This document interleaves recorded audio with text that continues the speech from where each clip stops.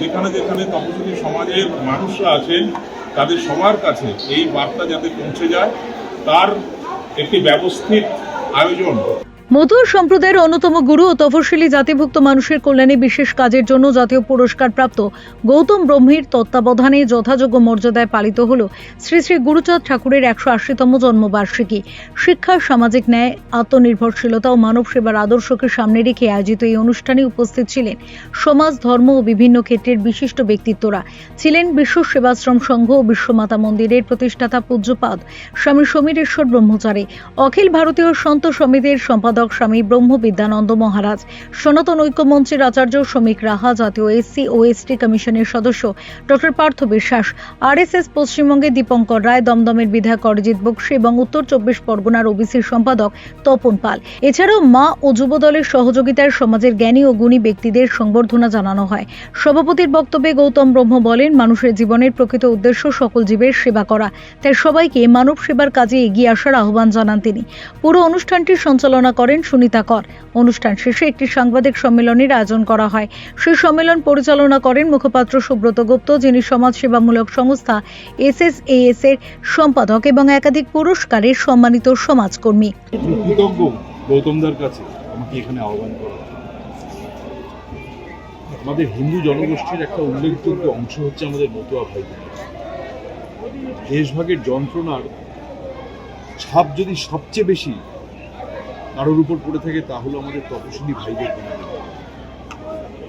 আজকে স্বাধীনতার এত বছর পরেও যে সামাজিক সমৃদ্ধি তাদের হওয়া উচিত ছিল তা কিন্তু এখনো আমাদের তপশিলি ভাইরা বোনেরা পায়নি। আজকে পশ্চিমবঙ্গের বুকে একটা রাষ্ট্রপতি সরকার প্রতিষ্ঠিত হয়েছে এবং আমরা কৃত সংকল্প আমরা আমাদের তপশিলি ভাইদের সার্বিক উন্নয়নের জন্য যা করার প্রয়োজন আমাদের সম্মানীয় মুখ্যমন্ত্রী করবে।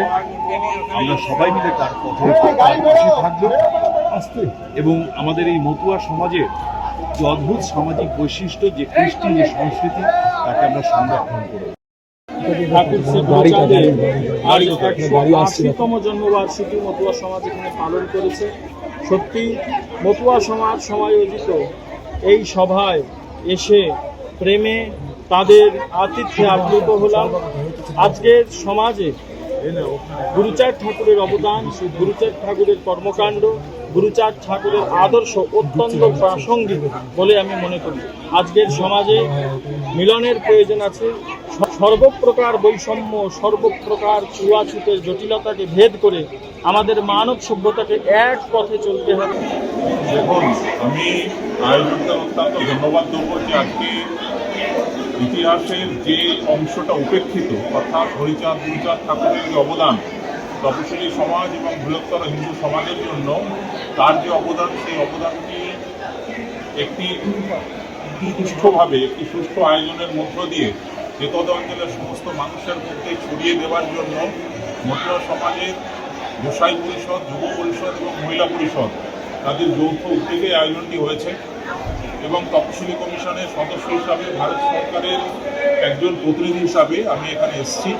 শুধু এইটুকু বলতে যে এই আয়োজন শুধু এখানে যাতে সীমাবদ্ধ না থাকে, সারা ভারতের সমস্ত জায়গায় যেখানে যেখানে তপশিলি সমাজের মানুষরা আছেন তাদের সবার কাছে এই বার্তা যাতে পৌঁছে যায় তার একটি ব্যবস্থিত আয়োজন তপশিলি কমিশন আগামী দিনে তার উদ্যোগ নেবে। আজকে সন্ধিক্ষণে যুগে দাঁড়িয়ে সমাজকে সংস্কার যে করার বড় অঙ্গীকার, সেটা আমরা ধর্ম থেকেই পাই। সমস্ত ধর্মগুরুদের পরিচয় যাই হোক না কেন, মূল পরিচয় হচ্ছে তারা কিন্তু সমাজ সংস্কার। অতএব সমাজকে সংস্কার করতে হলে এই প্ল্যাটফর্মে আসতে হবে। এই প্ল্যাটফর্ম ছাড়া, অর্থাৎ ধর্ম ছাড়া, আমি ধর্ম ডিগ্রেশনটা করেছি যে ধর্মটা অ্যাকচুয়ালি শুধু ফুল, বেল পাতা, তাবিজ কবর, পবিত্র নয়, মন্দির নয়। ধর্মটাই হচ্ছে আমাদের সমাজের প্রতি আমাদের দায়বদ্ধতা। সেই দায়বদ্ধতা আমাদের কাজে নিতে হবে, তবেই হবে ধর্ম। ধর্মের দিক থেকে